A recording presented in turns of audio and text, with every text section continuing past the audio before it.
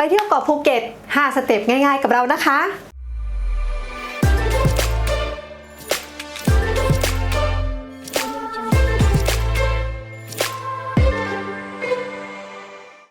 สวัสดีค่ะนัตตี้ค่ะจาก Holiday Story นะคะวันนี้ก็จะมาแบ่งปันนะคะทริคง่ายๆ5สเต็ปในการเที่ยวเกาะภูเก็ตกับเรานะคะ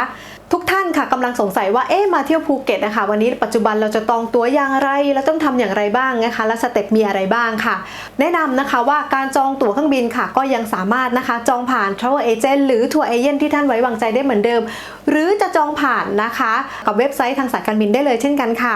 เมื่อทุกท่านเดินทางมาถึงสนามบินนะคะก็อันนี้สเต็ปแรกนะคะให้เตรียมนะคะบัตรประชาชนนะคะและใบรับรองการที่ได้รับฉีดวัคซีนแล้วอย่างครบโดสนะคะอันนี้นะคะแนะนำค่ะอยากจะให้ทุกคนนะคะปริ้นเป็นเอกสารมานะคะเพราะตอนนี้ค่ะยังไม่อนุญาตนะคะให้เปิดผ่านแอปพลิเคชันนะคะก็2อย่างค่ะบัตรประชาชนและใบรับรองนะคะการฉีดวัคซีนอย่างครบโดสนั่นเองค่ะสเต็ปที่2ค่ะเมื่อทุกท่านนะคะเช็คอินเรียบร้อยแล้วก็เดินทางไปที่เกตนะคะระหว่างรอที่เกตก็ให้เตรียมเอกสารดังต่อไปนี้ค่ะ1เลยค่ะบัตรประชาชนนะคะ2นะคะใบรับรองการฉีดนะคะวัคซีนอย่างครบโดสที่เป็นเอกสารเหมือนเดิมนะคะแล้วก็อันที่3ค่ะที่เราได้รับจากการเช็คอินนั่นก็คือ boarding pass นั่นเองค่ะ3สิ่งนี้ค่ะก็เตรียมตัวนะคะก่อนที่จะขึ้นเครื่องค่ะและก่อนที่จะเดินทางขึ้นเครื่องไม่ลืมนะคะไม่ลืมอย่าลืมเลยทีเดียวนะคะที่จะโหลดแอปพลิเคชันหมอชนะนั่นเองค่ะและสเต็ปที่3ค่ะเมื่อระยะเวลาการนั่งเครื่องนะคะก็อยากจะให้ทุกท่านนะคะแนะนำเป็นอย่างยิ่งค่ะอยากให้ทุกท่านสวมแมสหรือสวมหน้ากากอนามัยตลอดระยะเวลาการเดินทางค่ะแล้วก็ไม่ลืมนะคะที่จะล้างมือบ่อยๆนะคะด้วยเจลแอลกอฮอล์ซึ่งรักษาความสะอาดรักษาความปลอดภัยของท่านเองด้วยค่ะและที่สำคัญที่สุดนะคะต้องนะคะทำตามกฎกติกาของสายการบินนั้นๆขณะนั่งเครื่องค่ะและเที่ยวบินของภูเก็ตนะคะจากสุวรรณภูมิมาก็ใช้เวลาประมาณนะคะ1ชั่วโมง20นาทีเองค่ะ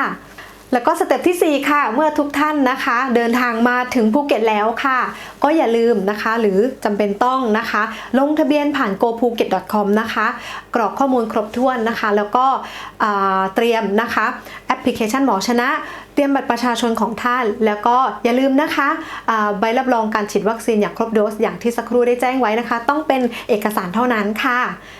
และสเต็ปที่5ค่ะก่อนที่ทุกคนนะคะจะเข้ามาในเกาะภูเก็ตค่ะก็จะมีเจ้าหน้าที่นะคะก็จะมาตรวจสอบอีกครั้งค่ะดังนั้นค่ะขอให้ทุกท่านนะคะเปิดนะคะหน้าจอค่ะที่ทุกท่านได้ลงทะเบียนไว้ที่โกภูเก็ตเรียบร้อยแล้วนะคะอันดับ1ค่ะอันดับที่2ก็เปิดแอปพลิเคชันหมอชนะนะคะและอันดับที่3ค่ะก็อย่าลืมนะคะแสดงนะคะใบรับรองการฉีดวัคซีนที่ครบโดสเรียบร้อยแล้วให้กับเจ้าหน้าที่ค่ะทั้ง3สิ่งนี้เมื่อทุกอย่างเรียบร้อยแล้วก็ทุกท่านก็สามารถเที่ยวเกาะภูเก็ตได้อย่างสบายใจค่ะและทั้งนี้ทั้งนั้นค่ะด้วยความห่วงใยนะคะอย่าลืมนะคะพกหน้ากากอนามัยหรือสวมหน้ากากอนามัยด้วยนะคะแล้วก็เจลแอลกอฮอล์นะคะพกติดตัวเรื่อยๆเพื่อล้างมือค่ะก็หวังว่านะคะวิดีโอนี้หรือทริคต่างๆนี้5สเต็ปนี้ที่นำเสนอไปก็จะเป็นประโยชน์ต่อท่านผู้ที่เดินทางมาเกาะภูเก็ตนะคะก็พบกับเคล็ดลับดีๆนะคะใหม่ๆได้อีกนะคะทาง channel นี้ค่ะขอบคุณค่ะสวัสดีค่ะ